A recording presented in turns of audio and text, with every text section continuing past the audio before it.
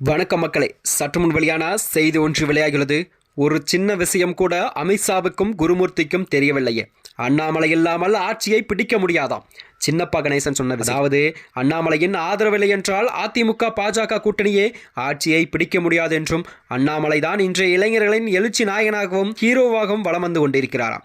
அவர்தான் பாரதிய ஜனதா கட்சியை இந்த அளவுக்கு வளர்த்தார் என்றும், அவரை பகைத்து கொண்டால் கண்டிப்பாக எடப்பாடி பழனிசாமியால் முதல்வராக முடியாது என்றுதான் மக்கள் மத்தியில் பேசப்பட்டு வருகிறதா. அதாவது அண்ணாமலை ஆதரிக்கும் ஒரு கூட்டம் இருக்கிறது, அவர் சொன்னால் கூட பாரதிய ஜனதாவுக்கு வாக்களிக்க ஒரு இளைஞர் படையே இருக்கிறது என்று கூறலாமா. ஆனால் அண்ணாமலை அதிமுக பாஜக கூட்டணியினர் ஒதுக்கி வைக்கிறது என்றதே மக்கள் மத்தியில் பேசப்படுகிறதா. எடப்பாடி பழனிசாமி அவர்கள் போட்டியிடும் தொகுதியில் அவர் தேர்வு செய்யும் அண்ணாமலை ஆதரவாளர்களின் ஓட்டுகளும் தேவைதானாம். அதற்காகத்தான் அவர் அண்ணாமலையை அரவணைத்து செல்வதுதான் நல்லது என்று.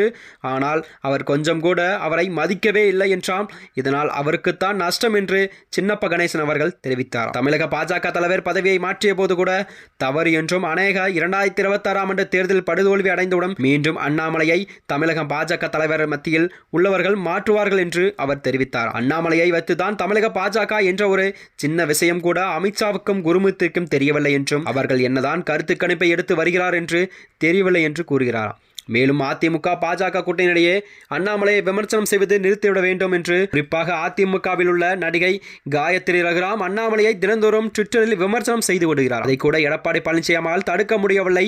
பிறகு எப்படி அவருடைய கட்டுப்பாட்டில் கட்சி இருக்கிறது என்பதை முடிவு செய்யும் என்று அவர் கேள்வி எழுப்பினார். கூட்டணி கட்சி தலைவர்கள் ஒருவர் தன்னுடைய கட்சியை சேர்ந்தவரே தரக்குறைவாக பேசினால் கூட்டணிக்கு தான் நஷ்டம் என்ற ஒரு அடிப்படை உண்மை கூட எடப்பாடி பழனிசாமிக்கு புரியவில்லையா என்று அவர் கேள்வி எழுப்பினார். மொத்தத்தில் அதிமுக பாஜக கூட்டணி திமுக கூட்டணிக்கு வலுவானது அல்ல என்று, திமுக கூட்டணியோ தற்போது வெற்றி நம்பிக்கையுடன் இருக்கிறார்கள் என்று சின்னப்பா கணேசன் அவர்கள் கூறியிருப்பது பெரும் பரபரப்பையும் ஏற்படுத்தி வருகிறது. மேலும் இது போன்ற வீடியோக்களை தெரிந்து கொள்ள நமது சேனலை மறக்காமல் சப்ஸ்கிரைப் செய்து கொள்ளவும். நன்றி, வணக்கம்.